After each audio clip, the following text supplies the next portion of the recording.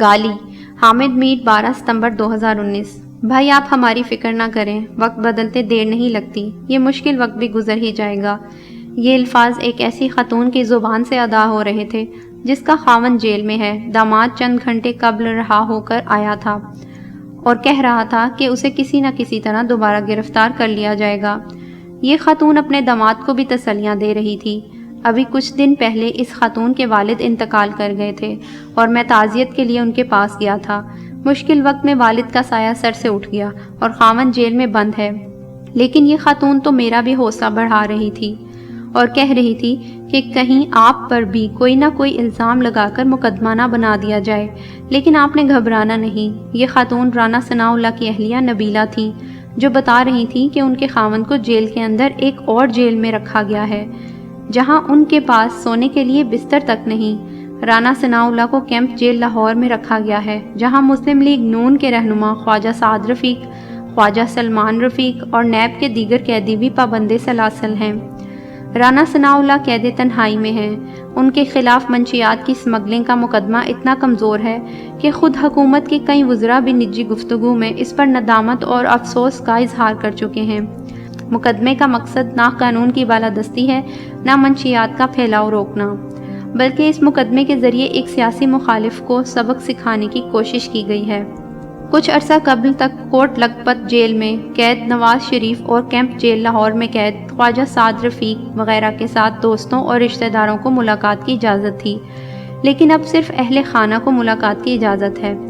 جب رانا ثناء اللہ کی اہلیہ مجھے بتا رہی تھیں کہ وہ اپنے خاوند کے لیے کھانے پینے کی اشیاء تو دور کی بات ادویات بھی نہیں لے جا سکتی، تو مجھے پروفیسر شہرت بخاری کی اہلیہ فرخندہ بخاری کی کتاب یہ بازی عشق کی بازی ہے یاد آنے لگی۔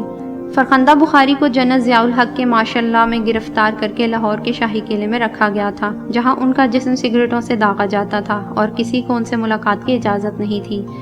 وہ ماشاءاللہ دور تھا، آج جمہوری دور ہے۔ فرخندہ بخاری پر حکومت کے خلاف بغاوت اور سازش کا الزام تھا، منشیات کی سمگلنگ کا الزام نہیں لگایا گیا تھا۔ میں سوچ رہا تھا کہ جنرل پرویز مشرف کے دور میں بھی کئی سیاستدان گرفتار کیے گئے تھے، لیکن ہم ان سے جیل میں ملاقات کر لیا کرتے تھے۔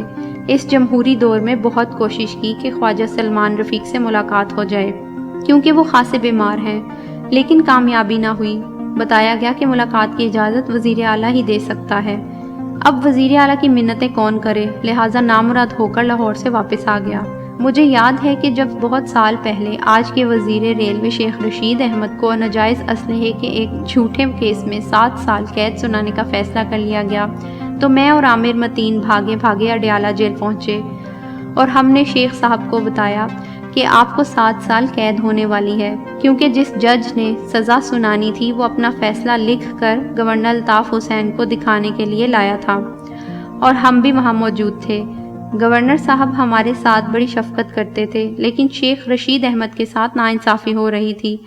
ہم خبر شائع نہیں کر سکتے تھے کیونکہ توہین عدالت لگ جاتی، اس لیے شیخ صاحب کو جا کر سب بتا دیا۔ اسی جیل میں شہباز شریف، چودھری شجاعت حسین اور پرویز الہی کے ساتھ رانا ثناء اللہ نے میرے ہمراہ کئی ملاقاتیں کی۔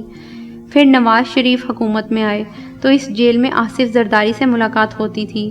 پرویز مشرف کے دور میں یہاں جاوید ہاشمی اور یوسف رضا گیلانی سے ملاقات ہوتی تھی، لیکن اب آصف زرداری اور نواز شریف سمیت تمام سیاستدانوں کو صرف اہل خانہ مل سکتے ہیں، باقی لوگ نہیں مل سکتے۔ شاید آج کے حکمران بھول گئے ہیں کہ وقت کبھی ایک سا نہیں رہتا اور اقتدار ہمیشہ قائم نہیں رہتا۔ سیاستدانوں کا احتساب ضرور ہونا چاہیے، صحافیوں کا بھی احتساب کریں، لیکن احتساب سے انتقام کی بو نہیں آنی چاہیے۔ جھوٹے مقدمات سے ریاست مضبوط نہیں بلکہ کمزور ہوتی ہے۔ جھوٹے مقدمات کا انجام وہی ہوتا ہے جو ایک زمانے میں شیخ رشید احمد پر قائم کیے گئے جھوٹے مقدمے کا ہوا تھا۔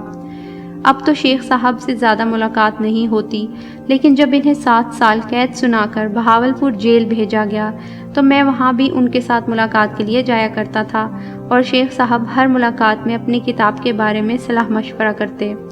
جیل میں لکھی جانے والی ان کی کتاب فرزند پاکستان 1995 میں جنگ پبلشرز نے شائع کی تھی اور اس کتاب نے انہیں سزا سنانے والے جج لطف علی ملک کو ایک گالی بنا دیا۔ اس ملک میں سیاست کو گالی بنا دیا گیا ہے۔ اگر جھوٹے مقدمات کے ذریعے قانون کو بھی گالی بنا دیا گیا تو وقت بدلنے کے بعد آج کے حکمران بھی اس گالی سے بچ نہ سکیں گے۔